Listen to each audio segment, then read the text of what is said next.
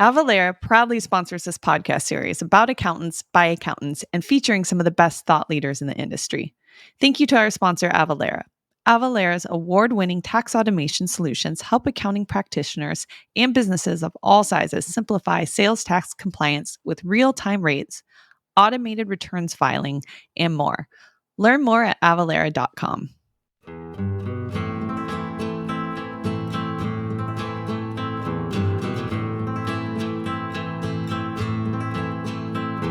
Hey everyone, this is Lorilyn, and you're listening to the Good, the Bad, and the Ugly Accounting Podcast. More accountants than ever are experimenting and shaping our profession in new and in interesting ways.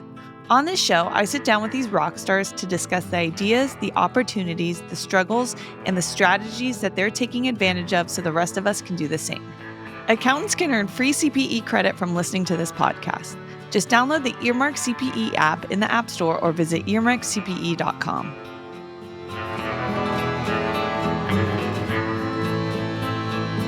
Hello, everyone. Welcome to another episode of the Good, the Bad, and the Ugly Accounting Podcast. Today's episode is about setting boundaries with clients and staff. And the guest I have to talk through this is Shayna. Shayna is the Chief Strategist for Shayna Co. LLC, a CPA firm specializing in outsourced client accounting services and technology selection and implementation services. She and her team focus on using technology to deploy a proactive approach to client and staff management, which leads to success in business for her clients and her firm and leaves time for everyone to focus on family and extracurricular activities. Because this is such a part of her firm and what she does, I thought she would be the perfect person to discuss setting boundaries and expectations. So Shayna has also received the Sage Circle of Excellence Accounting Award, twice received the CPA Practice Advisors 40 Under 40 honor, and twice selected as one of the CPA Practice Advisors 25 most powerful women in accounting. She's also a member of the Sage Advisory Board, the Thomas Reuters Onvio Product Advisory Board, and the Avalara Meta Influence Board. So we got a celebrity here, folks. So much. Shayna, thanks so much for joining us today. Thank you for having me. I appreciate you asking me. Yeah. Can you tell us, kind of 10,000 foot viewpoint, where you started and how you got here? Yeah. So I have been in accounting my entire life, actually. I was born into it. Yeah. My dad is a CPA. My mom and dad had an accounting firm. Oh.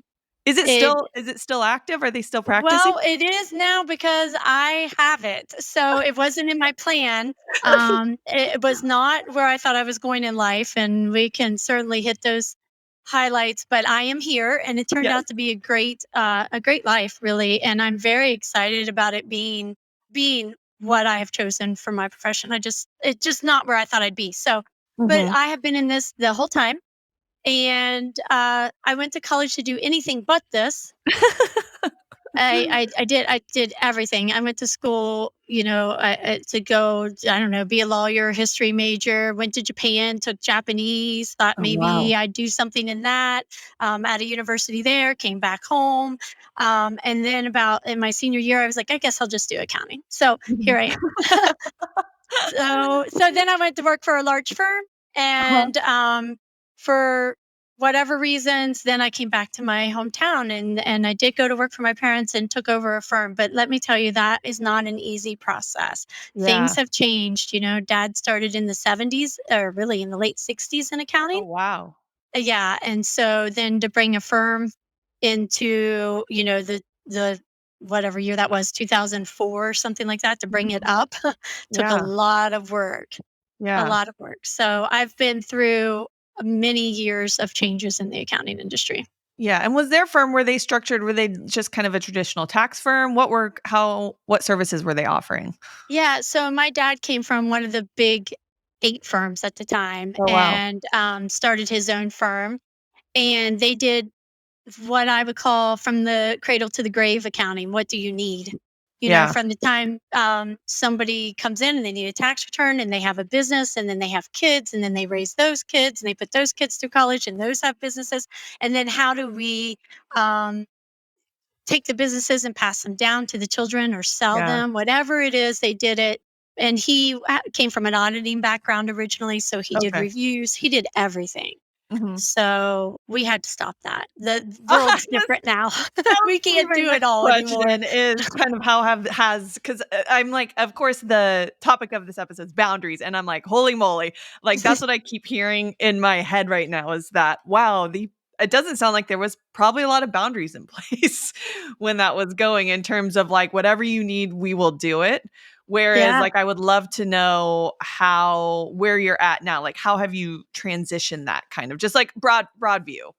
Yeah, we just don't take everybody as a client anymore. Mhm. I will refer people to other CPAs around me. I have no problem. We no longer accountants historically, CPAs historically have seen other CPAs as competition. I think a great word for that now is co-opetition. We cooperate with each other, and we Yes. there's a little competition, but really, if you don't fit me or I don't fit you, that's fine. Let me send you someplace else. We're all going to be happier for it. We've Mhm. also changed our services and really honed in what kind of services we want to do Mhm. because I think when I took the CPA exam, even I remember looking at my dad and saying, "There was no FASB when you took the exam, Dad. Things are different."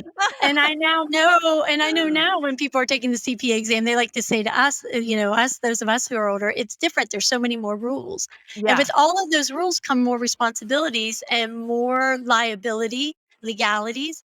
And so Mhm. we kind of have to hone in what we want to actually pay attention to so we can do it the best we can. Yeah, yeah, and then a little later in the episode, we'll kinda get more into, the specific services you're offering and the boundaries around that, but let's now just start with, like, how would you define boundaries? Like, when we say that, what do we actually mean?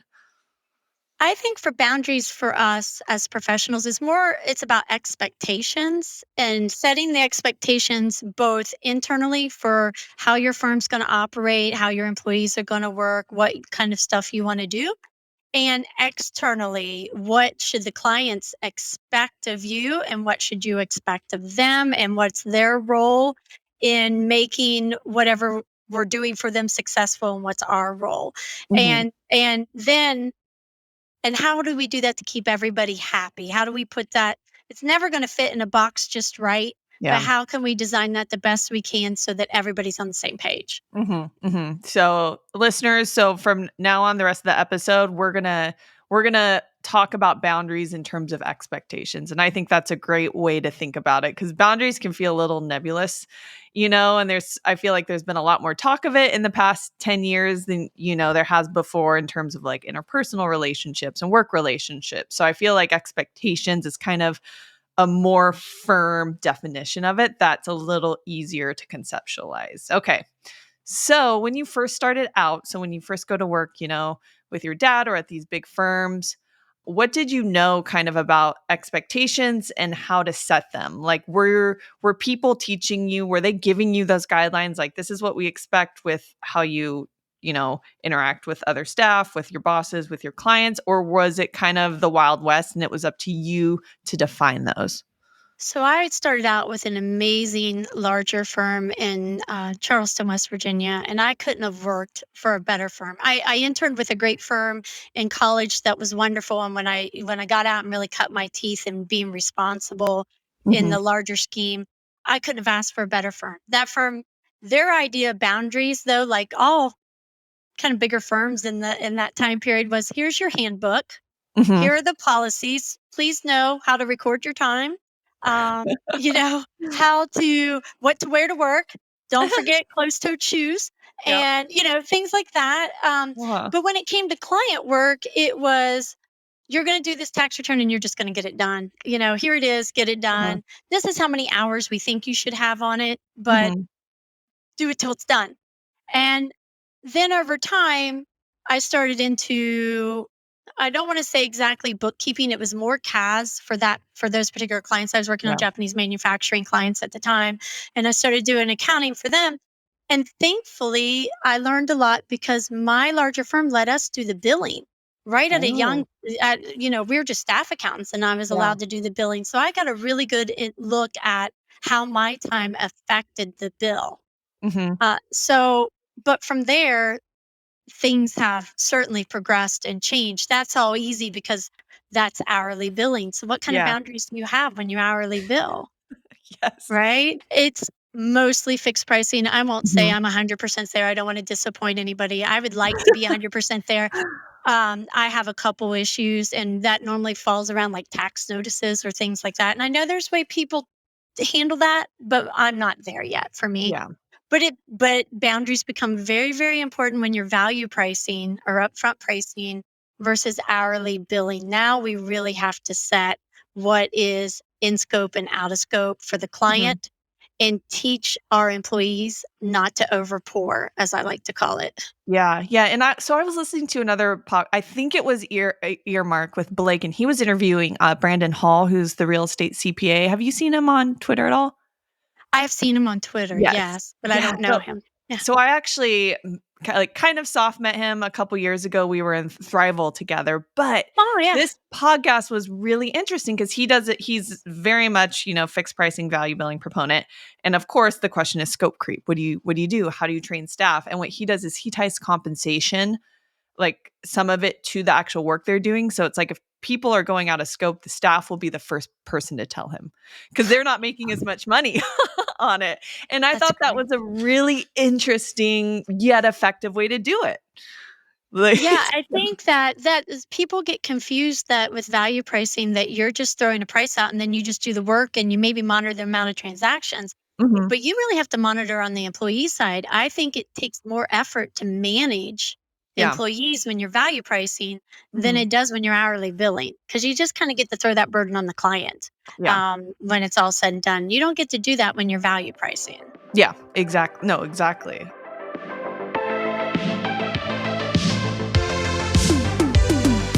Avalara helps businesses of all sizes get indirect tax compliance right. Their sales tax solutions help you manage sales and use tax complexities while lessening risk for your business and clients. Whether you're a small business or a global enterprise, Avalara can help you deliver tax compliance services confidently and efficiently. Over 30,000 organizations across the globe use Avalara's cloud-based compliance solutions to solve transaction tax compliance needs, including sales and use, VAT, and other direct and indirect taxes. Okay, well, so do you think, because obviously our generation or where we are at in the profession, boundaries and expectations are very important. Do you think they were less important to the older generation? And if so, why? Why was this not important to them? I'm not sure if they were less important or difference in importance, the type of boundaries they set. You know, they might have had boundaries like you have to look a certain way every single day. You have to go to Mhm, lunch and market yourself every single day. You need to be punctual every single day. You know, mhm. those their boundaries. I think my dad even started, he had to wear a hat to work every single day at Cooper's Library. And, that was the thing. He had to wear a Yeah. hat.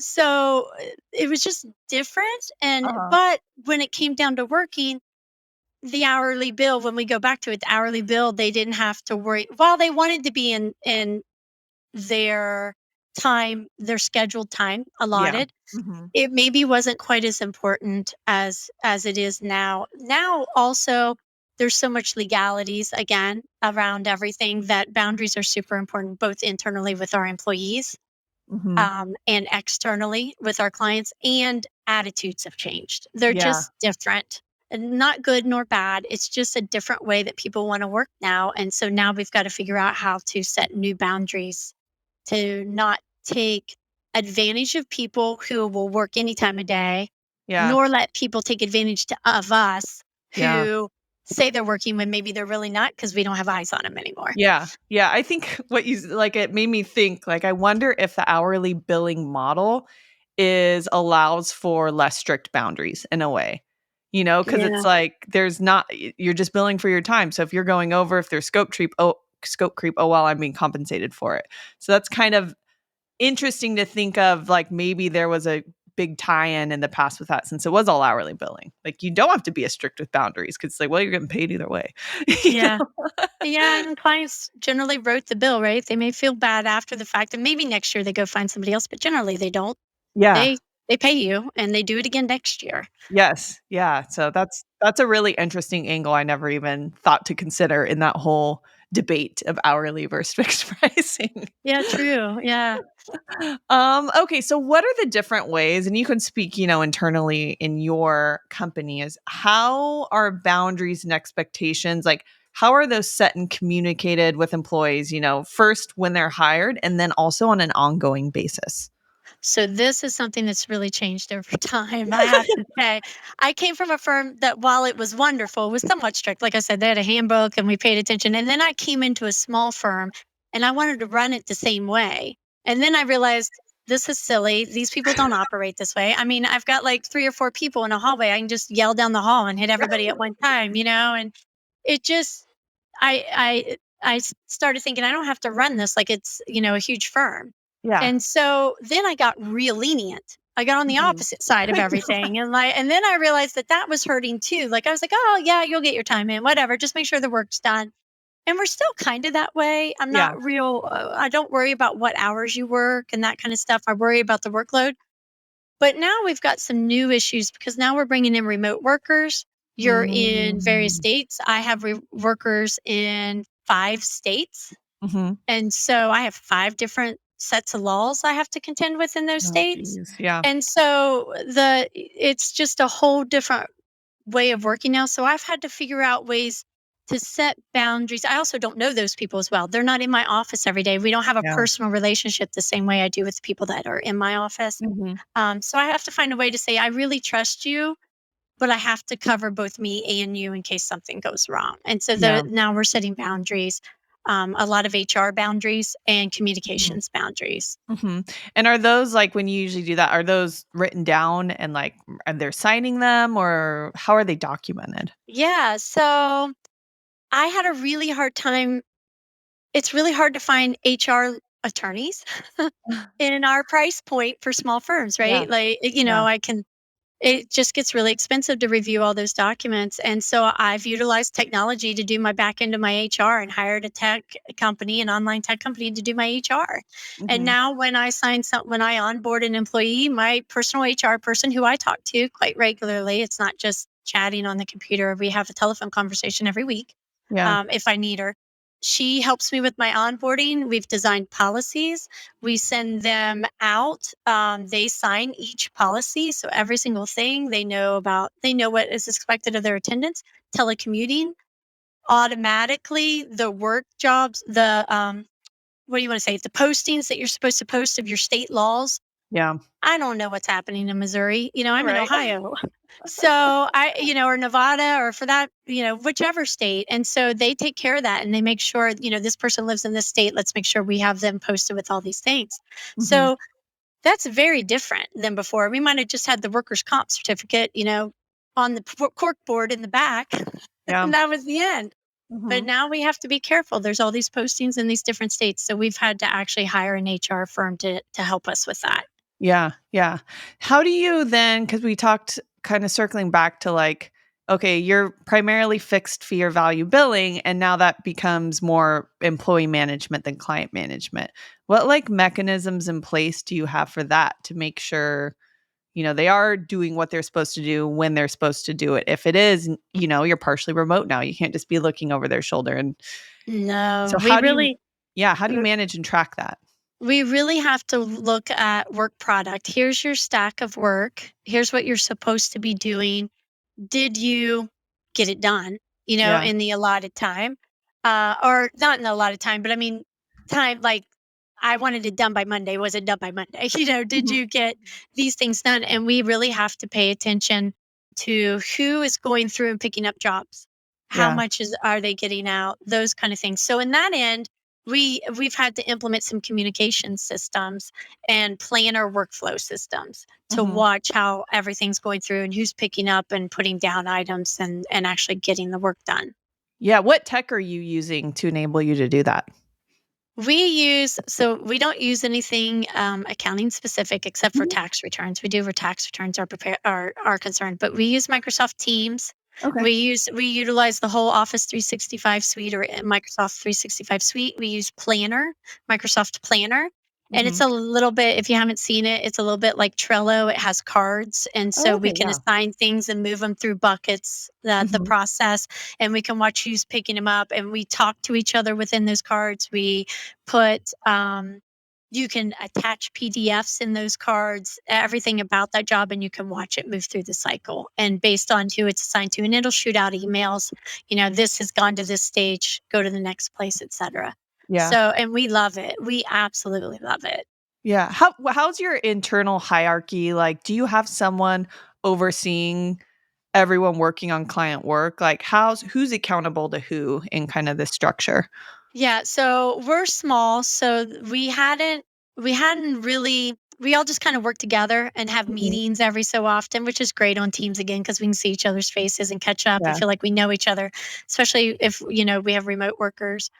But beyond that, as we've taken on more people, I've just hired in somebody to do workflow management and project Okay. management to make sure that those things are watched and things aren't getting falling through the cracks because things are starting to fall through. Yeah. And so it's really time to have a not entirely, I don't need a full-time project manager, but somebody that's in charge of making sure things are going through the process. Yeah. Now here's a question. So that project manager, do they have a specific accounting background or not? Because I'm trying to think of, a lot of firms are probably where you are, where they're not absolutely huge, but they need someone to oversee that. So do you need to hire someone with an Yeah. accounting background or not?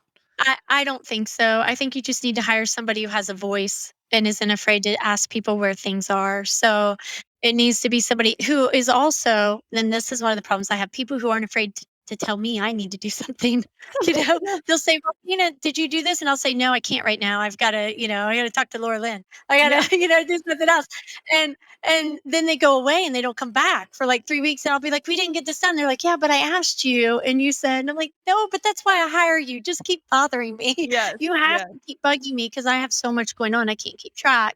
Mhm. So the most important thing is they're willing to use the technology. They're willing to follow anything through the actual process and Yeah. ask questions and see where things are. They will just stay on top of it. I think that's the most important. They don't have to actually know what the people are doing, just that they're doing it. Yep. Yep. Yeah, no, take note, everyone. I think that this is a position within a lot of people's firms that's not filled, that could be filled, and it doesn't need to be someone with a CPA or EA designation. Just Yeah. can be someone who's good at project management. So, Yeah, and if it's somebody that's a bookkeeper, maybe where they've handled multiple clients, they have that kind of they can multitask between multiple clients and they can show. So maybe you have somebody that's only working 20 hours a week in yeah. bookkeeping and they can pick up the other whatever time to make sure you can afford a little admin time for them to make sure everything else is working through. Those kind of people tend to multitask because they've got to keep track of clients that way. So Yeah.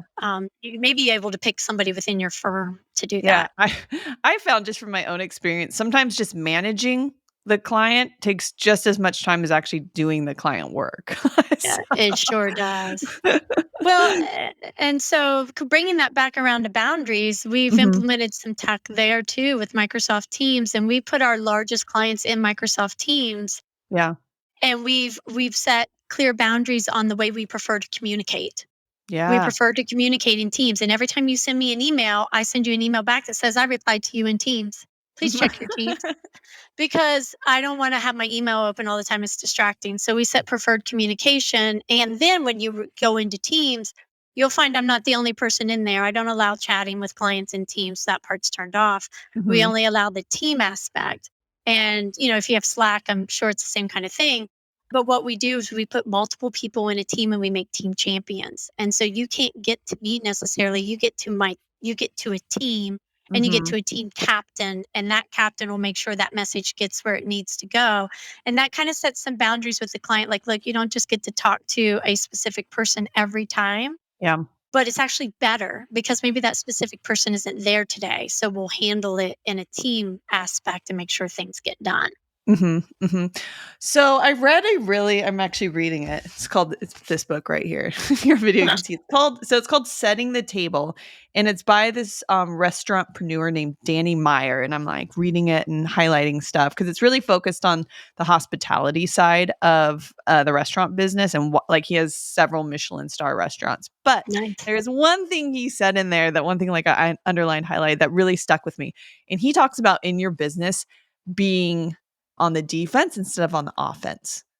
So, how many problems or potential problems can you anticipate beforehand and solve for so you're not reacting? And so, I think, so then I want to tie this in is what are ways you can be defensive with the staff in terms of setting good boundaries from the get go? Like, and then also, too, like, what are the legal considerations if you don't do that? Yeah. So that was my big fear and why I finally hired a HR company of some Mhm. sort, No, who do because you use? Do you mind sharing? no, I don't mind. I use Bambi. I heard about it. I Yeah. researched like mad. And then I was like, I don't know. Let's try it because I don't have HR attorneys where I live necessarily. I'd have Uh-huh. to really research Yeah. and I was like, let's just go and check it out and see. And it turns out it's been fantastic. It really has. So, I haven't used them for a huge amount of time, but Mhm. that's my question, right? Like, I don't really know these people. I come from a town of 3,500 people. My employees, I generally know who they are, who their aunts and uncles are, their cousins. I know where they went to Uh-huh. school. I know if Yeah. I can trust them or trust their kids. But I Mhm. don't know these other people. And no matter how much I interview them and I think I love them, I don't know how that's gonna result. And so that's where those kind of boundaries have had to come in with, Mhm. the HR company and such. So on the defensive side, Mhm. and the legalities, because those are so many unknowns to me, I don't want a very tight atmosphere, very boundary, like, I don't want it like this. Like, my dress code is, "Look like you didn't just wake up." I don't know if I would pass that. So Yeah. well, today you're good. I don't know about it. But Today, but most days. some people's dress policies, like I said, when I first started out, were like closed-toed shoes. One of them I worked at, we had to Pantyhose. wear a hose, Yes. just, all those things and those, no sleeveless, sorry. Those kind of things. I was at home on my first day of work at one job because I had a sleeveless outfit on one day And you were when like, I was in "Guns out, pens college. out. We're doing Yeah, it." yeah, that's right, and I was young then, so but at any rate, those things are all different now, and I don't know what Mhm. the legalities are, and so these people help, but because I don't want really tiny boundaries, I've tried and look at it as, what can we do? What problems can arise? What Mhm. is it that I want to solve? What is it that I really want to have happen, not solve? What is my main goal? Whatever it Yeah. is, what's my main goal? So like I know this doesn't have anything to do with accounting, but let's talk about the Yeah. way somebody looks. My main goal is that somebody doesn't think that I just pulled you out of a dumpster to work for me and you don't know what you're doing, right? I Yeah. don't know if that's nice to say, but that you just show up and look okay. So that's my goal. But do I really have to define everything around that for that to happen for you? Just because somebody else wants to dress the nines and put lipstick on doesn't mean the next person is Yeah. going to do that. And that's okay. There's just some kind of professionalism I want involved. And if you listen, I think GM came out with a thing like that where they don't actually have a dress policy anymore either. They were like, look, the more decisions we take away from people, the Mhm. less they use their brains to decide right and wrong. And so the Mm, same concept interesting. here, if I'm telling you exactly what you can do, you can look just as bad with all the things I tell you to do as you can without them. Yeah. And Yeah. so, and this is a horrible kind of example because dress policies, I'm not a biggest fan of those. But the idea is I want to give you as much as you can to use your brain and think about, what your clients want, dress for the part. Who's the client you're talking to? What do you need to do? Yeah. Those kind of things. So you want your boundaries large, but go back to your original question. What are we trying to solve before somebody complains? Mhm. Does it need to be this tight? Maybe even if I think it needs to be this tight, does it really? What are the people around you going to say? And Mhm. then let's come up with something in the middle and solve that before it even starts. And it's funny you should mention restaurants. I've owned a restaurant and a bar in my life. Yeah. And so those were the type of things that I would talk about, like on the front end service and hosting and those kind of things. Like, look, when you're not standing here, people are already mad. And so you Mhm. need to get back here and solve that before they're mad, or when they're seated. What can we do when they're seated and the waitress doesn't come out because she didn't know they were seated? Well, what if we can get some software in place that turns the table a different color or Yeah. something like that? What are the problems we can solve? And you can do that in accounting too. Same thing. What can we solve? Mostly it's communication in Yeah. accounting. Yeah. Did you know that 52% of accounting practitioners, large and small, still rely on spreadsheets and manual processes for sales tax compliance? Why not move your accounting practice to the 21st century using Avalara for Accountants? The Avalara for Accountants automation platform helps accounting service providers of any size grow their service offerings with sales tax prep and filing, transfer pricing, research, business license management, and more. Scale your practice efficiently with award-winning automation that brings efficiency and accuracy to sales tax compliance. Want to learn more? Email accountants@avalara.com or visit avalara.com.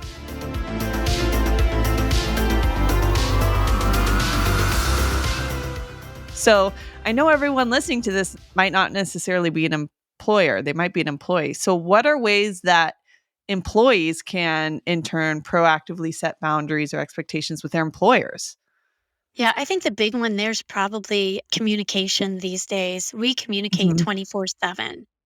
And we tend to communicate however we want, when we want, in any way that we want. And while I talked about setting communication boundaries with my clients, people tend to communicate with their employees like they own them Yeah. and their time. And maybe back in the past that was more prevalent, like, that was okay more, but also we didn't have the access that we have to people. Yeah. So, now we have all this access, it's different. So, if your accounting firm doesn't have a communication policy when it's okay and how to communicate and preferred communications with employees, they should. And Mhm. and as an employee, you should ask for that. So, in our case, when we put in Teams, I was very adamant, like, "Look, one of the reasons I put in Teams is during tax season, I get most of my work done between 10 p.m. and 1 a.m. And I'm going to shoot you a Teams message, Yeah. and I'm going to do it. Do not have Teams on. I'm telling you, Yeah. do not have it on. I'm not trying to get you. I don't expect you to write me back. Please don't Yeah. write me back. Don't open your email. Our voice Mhm. over IP system can have texting. Please make sure that turns off automatically at 5 p.m. when you go home. Um, Yeah. but if I don't tell them that, they may think I'm trying to get a hold of them 24/7 and be upset with me. So I tried to set those expectations up front. So please let your employers know, because they may not even know they're doing things that you view as going outside the boundaries, that maybe you're getting them, or you're making them work too long, and Yep. it's just difficult. Especially with remote, we just tend to think people can work 24/7. you Mhm. know, just Yeah.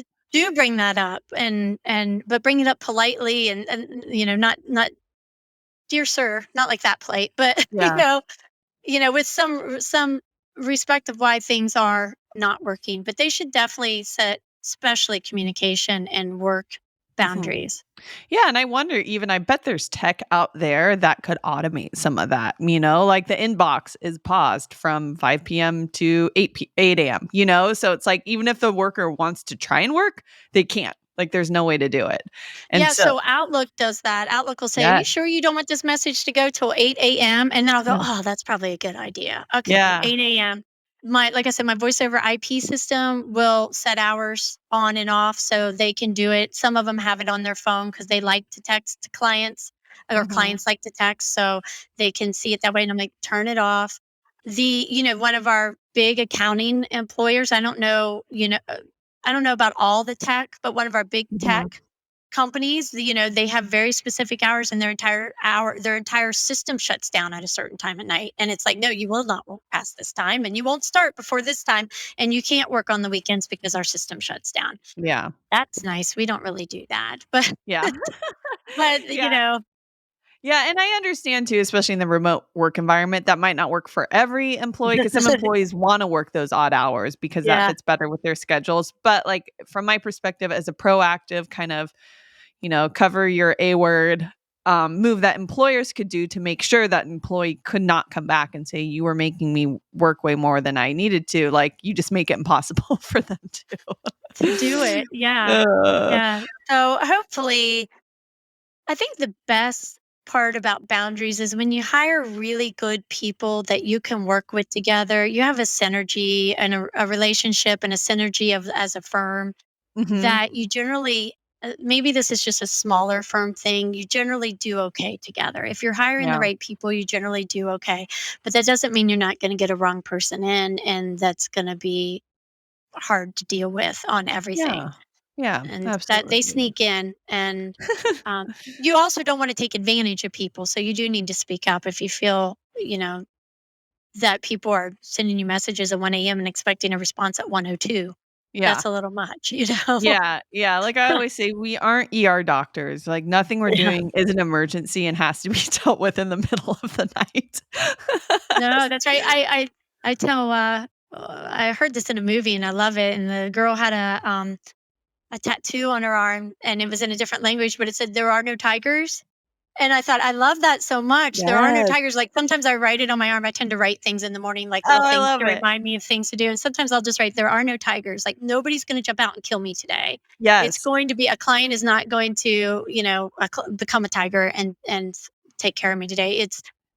We're all going to make it through. There are no tigers. And so at 2 a.m., there's still no tigers. Yes. We're going to be okay. Oh, I love that. That'll be my next tattoo. So I love it. I love that saying oh. so much. Okay, let's pivot kind of to the other side of the boundary expectation equation, which is external with Mm. clients. So let's kind of walk through the timeline of engagements and talk about, kind of in each step, the different ways boundaries can be set. So I feel like the first one is before the engagement even begins. So, what are things you can do before you even have a client sign an engagement letter to start setting those expectations and boundaries up front?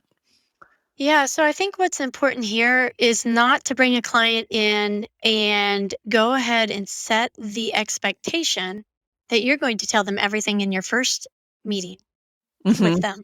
Mhm. Okay? Because you're already giving everything away or telling them all the things you could do. Even if you're not telling them how to do it, you're telling them all the things you could do, and you're already just kind of vomiting your processes to them, and they're going, "Oh, Yeah. yeah, okay." And they're in their mind, they're getting all this. And then that's how you're going to work from then on out. That's what they're going to think is going to happen. So it's very important in the beginning when you're talking to them to set the boundaries right away in that, okay, first let's fill out this form, let's get you an appointment. I'm not going to tell you everything on the phone. Now that we have an appointment, let me listen to you and see what's happening, and then let me take time to process that and give you back what we can do. Yep. So I think that's the Mhm. very first thing to start with is just not. And that's hard for me. If you can't tell, I like to talk a lot, so that's really hard and I have to mindfully do that. Yeah. Yeah, I've heard, people say what's that? It's like hire slow, fire fast. So there's firm owners I know who will intentionally make kind of that onboarding process slow and a little bit, dare I say, burdensome to the client, where they actually do have to show some initiative of what they're doing and go through your process and not try to skip steps, because that will be an immediate Yes. red flag if they're trying, I don't want to fill this form. I just want to talk to someone. I don't wanna do this, I just wanna skip there. So Yes, yes, I saw somebody's site the other day, an accounting firm, and I loved it. I was referring a client to them actually for a job I didn't think I was the right person for. mhm. And the onboarding or the questioning, I loved it. It was one question at a time in a form. What is your name? And her name, hit send. What state are you in? Hit send. Like it was one thing, and not just a PDF form to fill in and send. And I thought, this is going to take a while, but I kind of like it because it's making them understand you're going to go through a process. This isn't just Yeah, call me up and get everything I can tell you in 5 minutes and then hang up the phone and or 20, whatever, bend my ear and then run away. yeah, This sets the expectations for how we deliberately work for the rest yes. of the time. And I took notes about what they did. I was like, I really like this. And I actually have a trick, so if you are in, like, a potential client meeting and they're asking you very specific questions, a really way to redirect that is go, "That is such a good question. Yeah, that's something we can totally discuss and talk about when you become a client." So Yeah. so you get really excited and like, oh, that is a really good question. All right, once we're a client, we'll talk about it. Yeah. I love And it. it works so well. And it's like, and you don't come off as kind of like, no, we're not going to talk about it. Like you're coming across as excited and willing to work with them, but just not yet. So that's Not my yet. Not until you sign and understand the responsibilities of that. Yeah, yeah. exactly. Okay, so then let's talk about kind of expectations within the engagement letter. How detailed do you get? Like, are you just covering Mhm. like these are the deliverables? Or are you going so far to like communications expectations? Like, how far do you go? So my engagement letters are large. Yes. My engagement my engagement letters are not one page, not for my tax, not for my 1040s, not for businesses, nothing. My engagement letters are large. They cover quite a bit. And I just say, hey, look, I had a client one time who's an insurance agent say, look, this is really long and it sounds like you are putting responsibility on me. And I said, yes. Yes. And also, remember when I bought that insurance policy, all that paperwork I had to sign? Yeah. Same. This is no different. And so, if you have foreign transactions, I need to know. If a partner leaves, I need to know all these different things. So, but beyond that, let's talk about CAS services because that's where we get Mhm. into, we kind of know tax returns, right? Some things might pop Yeah. up. But CAS services are where you can really go beyond scope and really hit some boundary issues. And so with those, we define the number of transactions. We define, how Mm. many accounts payable will pay for you, how many checking accounts you can have, how many employees you can have at this rate.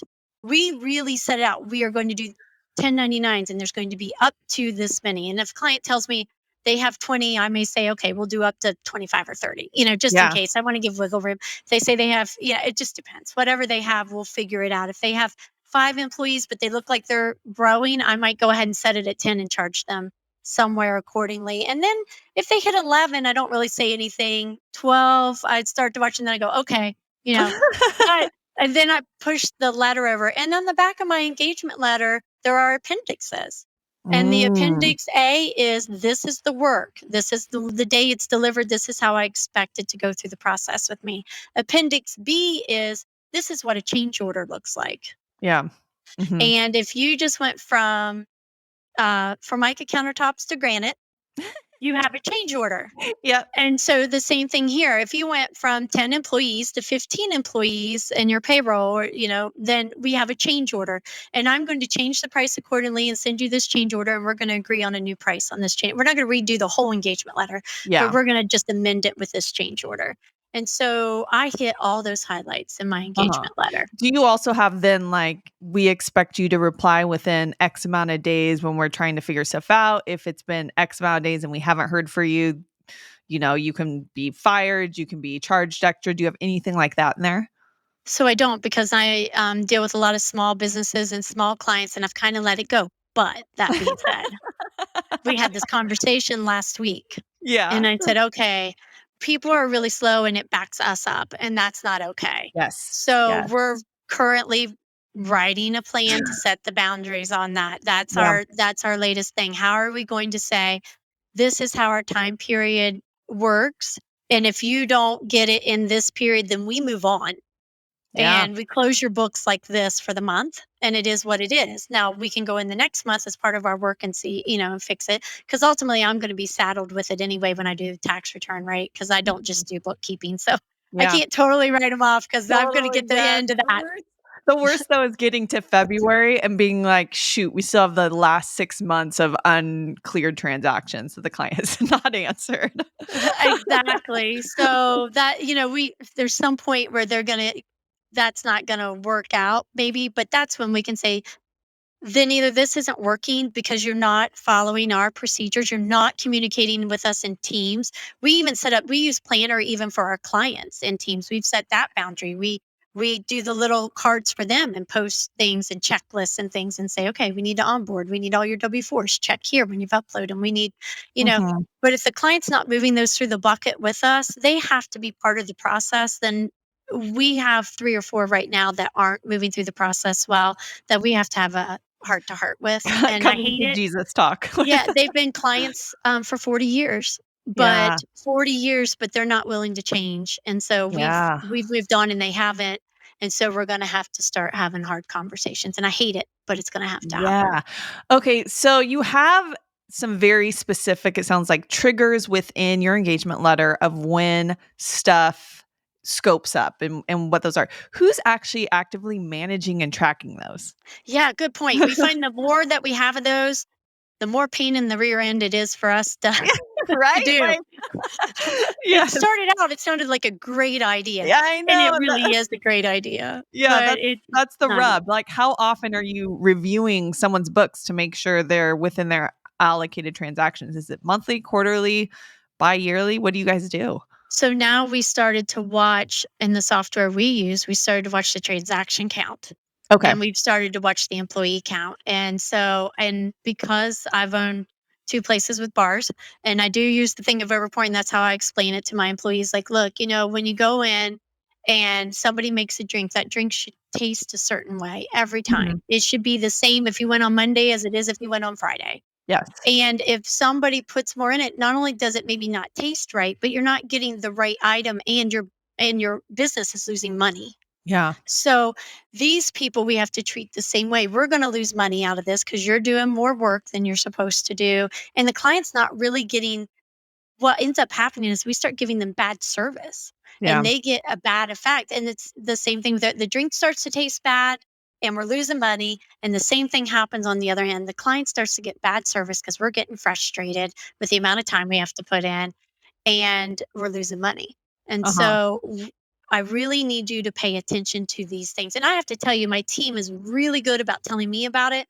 I'm the bad one about being able to take the time and then go to the client and change it. Yeah. Okay, yeah, that was gonna be my that was gonna be my follow-up question. Okay, so is that, like, them tracking that? Is that just part of, like, their monthly close? Like, they have a check item that they review that, and that's like, "Oh, reviewed it, check."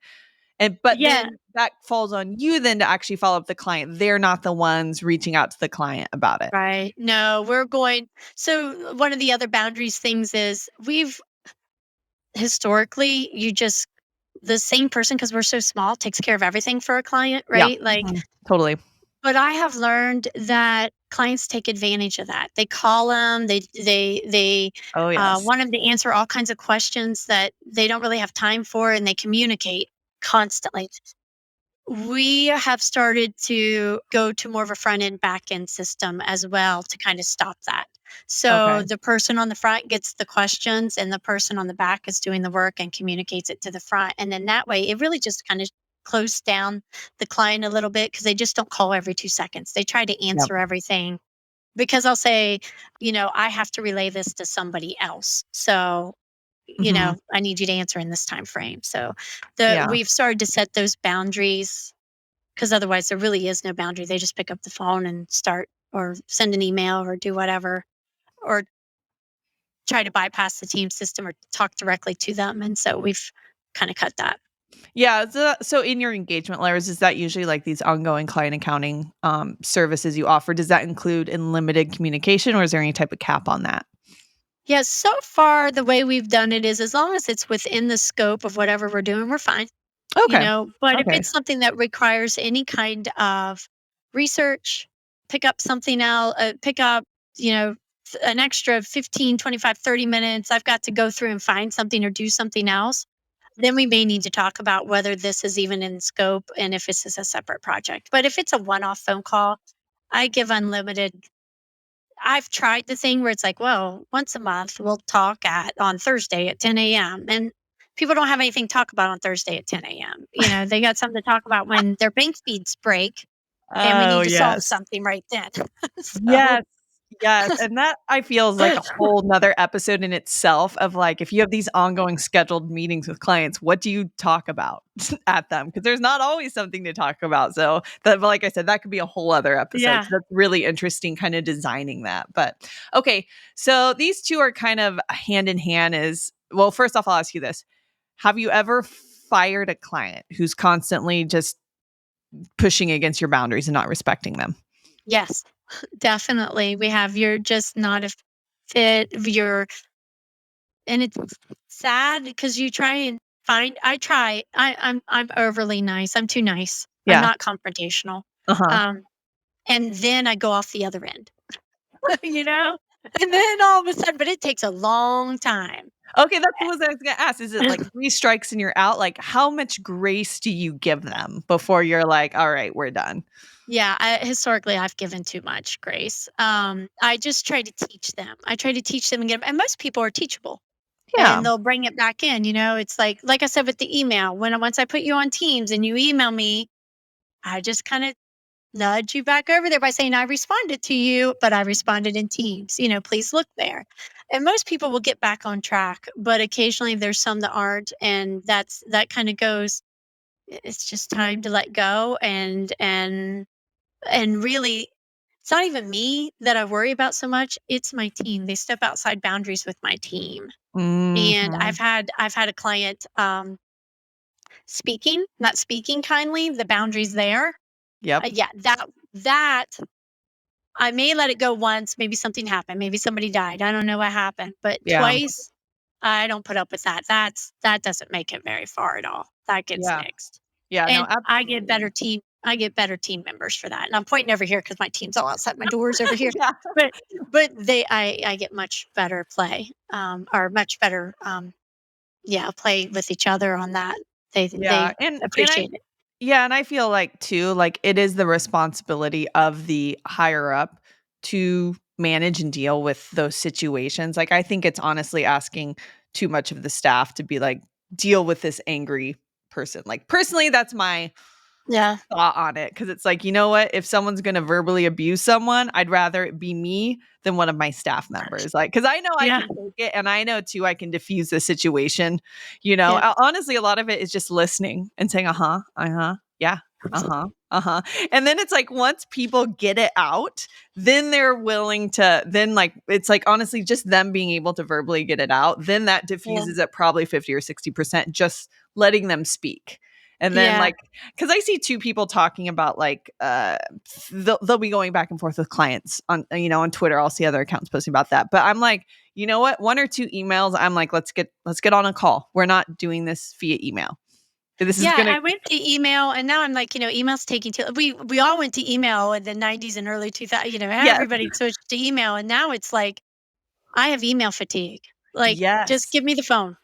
Let me get this over with now. And so I'm going back the other direction. But yeah, I'll tell you some other things too.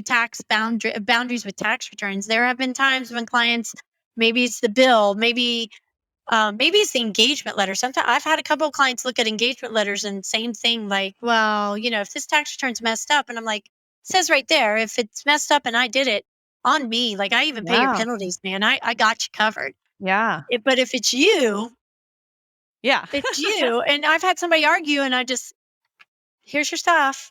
yeah, yeah. You I go mean, down to the corner, there's a CPA that way, and that way. Just, yeah, take your pick. But that's not how that's not the type of people we're gonna work with in yeah. here. Yeah, and honestly, like, if anyone ever pushes back on my engagement letter, I'm just like, "Sorry, that's what my liability insurance requires. I have to put that. That's, Uh-huh. that's just required. I didn't make that decision." And then, I "Oh, always say, okay." call the lawyers, have Yeah. argue with them over it.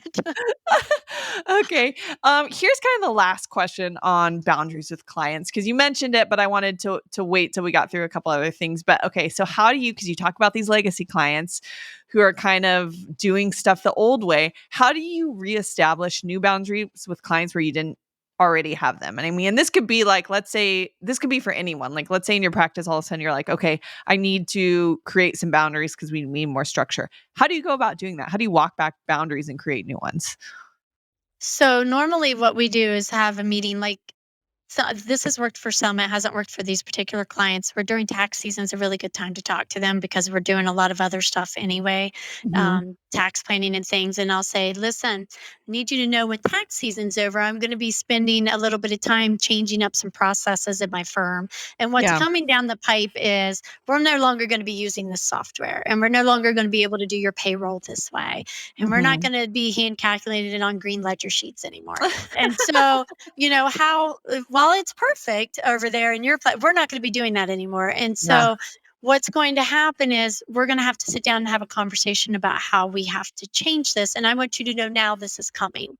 Mhm. Most of my clients, are okay with that, have been okay with that, and have made changes with me. But I've got a few that just, and they may, when I say that's it, you got to go, that may be the moment they realize I'm very serious. Yeah.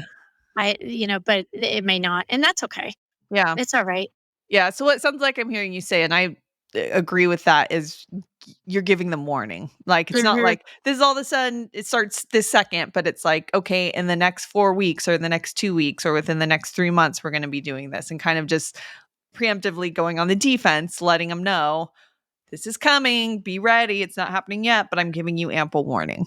Yes, and one of the things we're working on with that right now is, like, electronic delivery. I know people all over the country are Mm, delivering returns electronically. yeah, We have the capabilities and have had it for years, but getting people to actually do it and receive it that way are complicated. This year, we pushed it a little bit more, and probably next year, we won't go 100% that way, but I've already started saying, "Hey, within 2 years, we're gonna be delivering returns electronically, so you need to yeah, get ready," and kind of build it up. So when I say, "I've been telling you for, 4 years this is coming." yeah, Last year, I said next year was gonna be the year.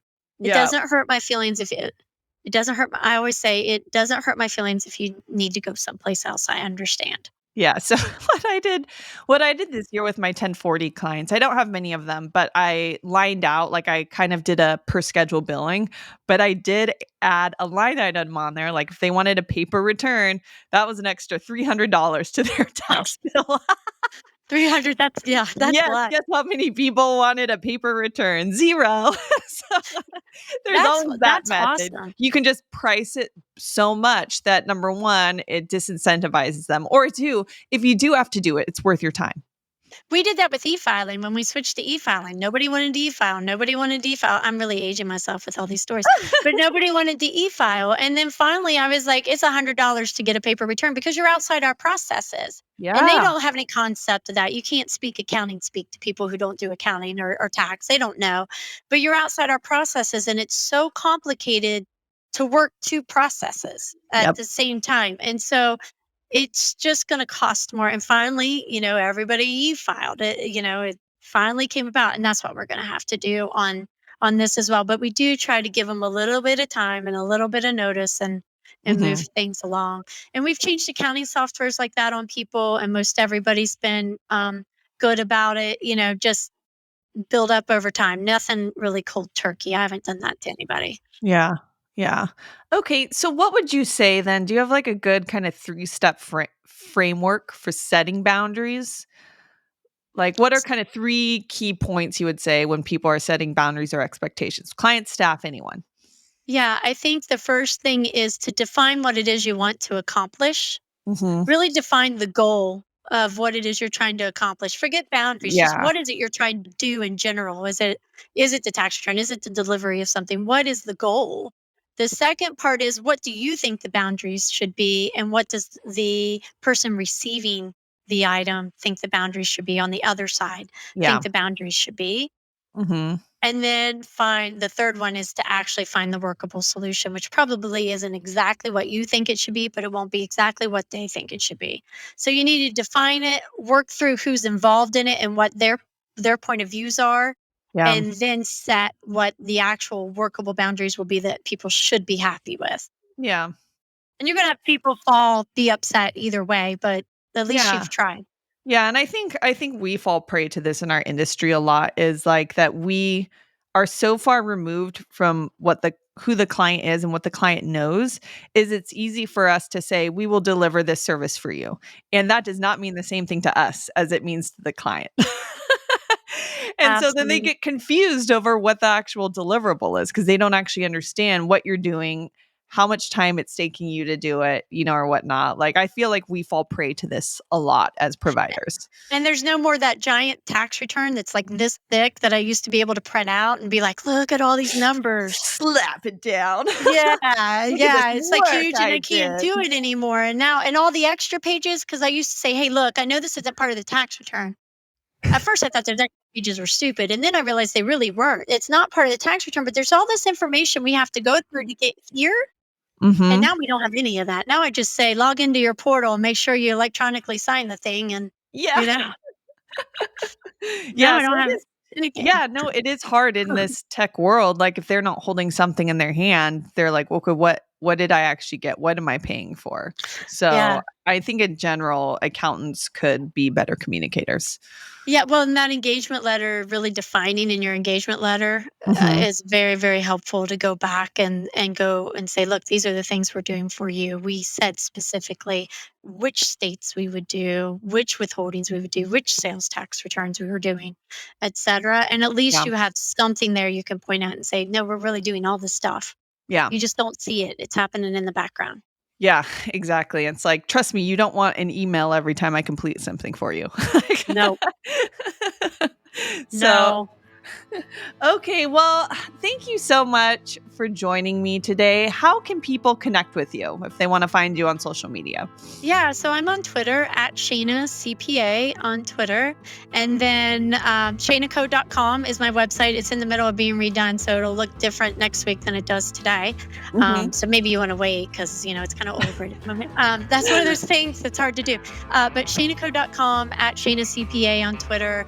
And then Shayna Co is on all of the things. And then LinkedIn. I'm on LinkedIn under Shayna Chapman if you need to reach out and ask a question. So Nice. What about Facebook? Facebook, yes. My personal Facebook is not out there, but Shayna Co is. You All can right. All definitely right. So pick your see on poison, Facebook, everyone. Twitter, LinkedIn, website, Facebook. Instagram. That's it. Awesome. Well, thank you so much. And thank you for all our listeners for joining us. And I hope you took away some key points about setting expectations and boundaries with clients and staff. See you next time.